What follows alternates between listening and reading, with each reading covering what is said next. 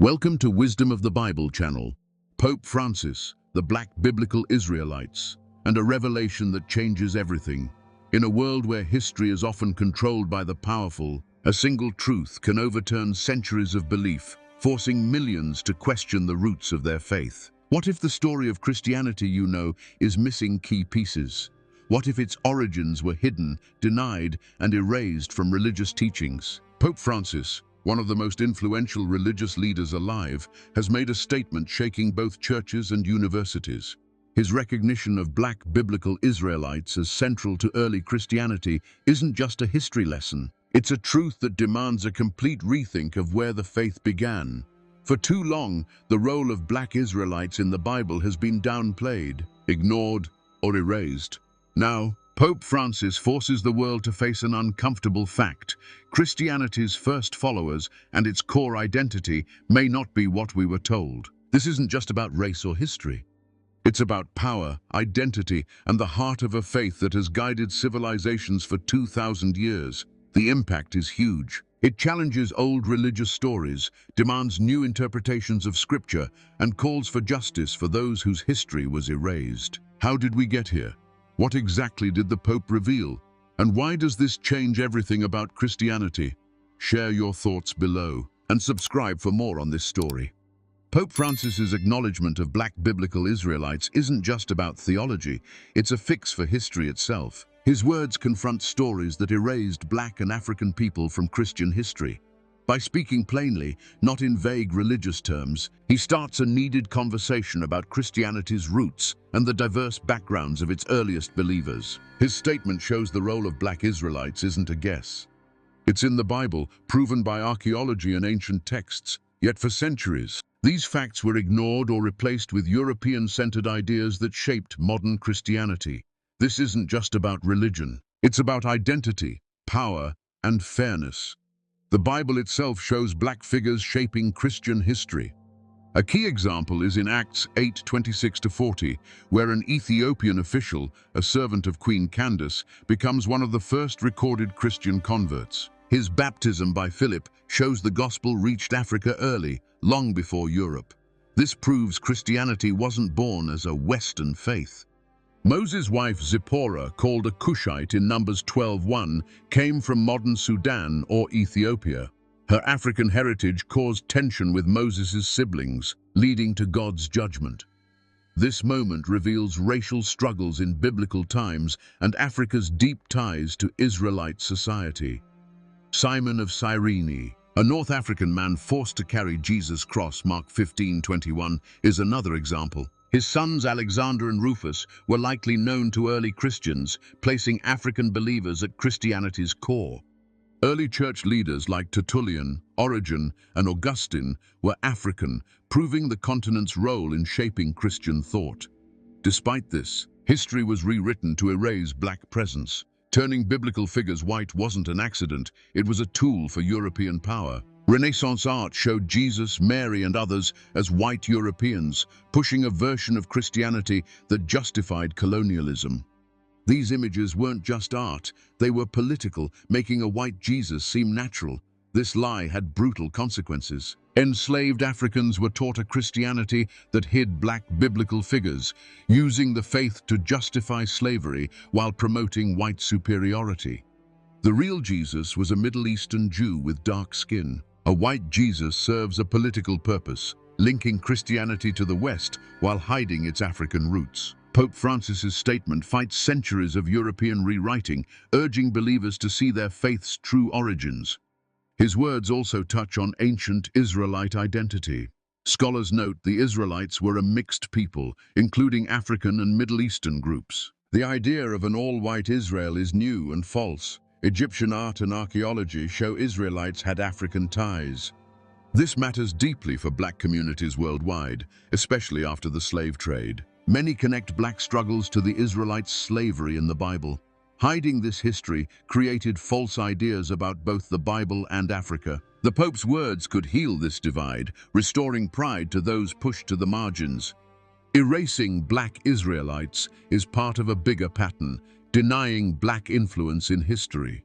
From ancient times to now, this erasure shaped religion, culture, and who holds power. Pope Francis makes churches face their role in this. His statement isn't just theory, it's a call to rewrite history.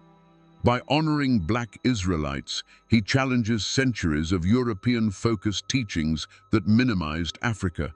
He pushes for rethinking religious art, education, and beliefs to include all parts of Christian history.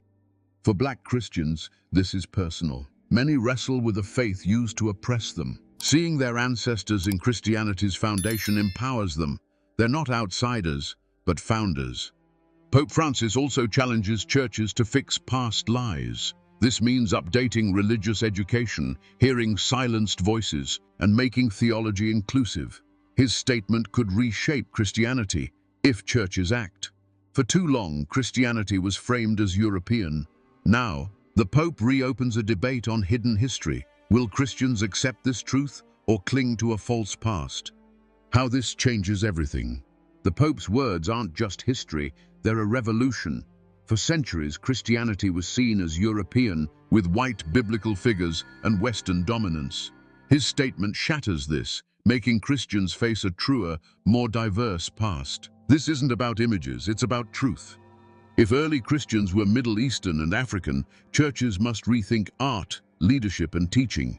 European Jesus paintings, stained glass, and movies shaped faith. True history demands new visuals. If Christianity's roots are multicultural, European leadership is a lie. This could diversify churches, bringing Black and African voices to power.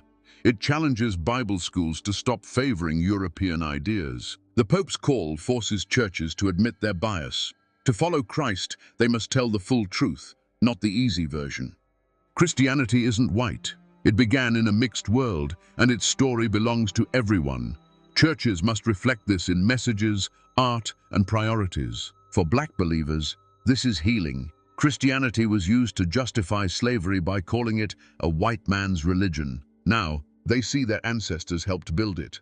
Black Christians no longer need to feel torn. They've always belonged. This truth can deepen their faith. The Pope's words also challenge white-led churches to face racism in their policies, teachings, and power. It's time to include Black voices, fix unfairness, and act for justice. Early Christianity united Jews, Africans, Greeks, and Romans. That diversity was erased for a European tale. Now, the truth returns. The response. Pope Francis's statement has split the church. Some cheer it as overdue justice. Others see it as an attack on tradition. Online, in schools, and in churches, debates rage. Is this history or politics? Conservative leaders reject it, calling it revisionist and divisive. They claim Christianity is colorblind, ignoring how race was used to whitewash the Bible.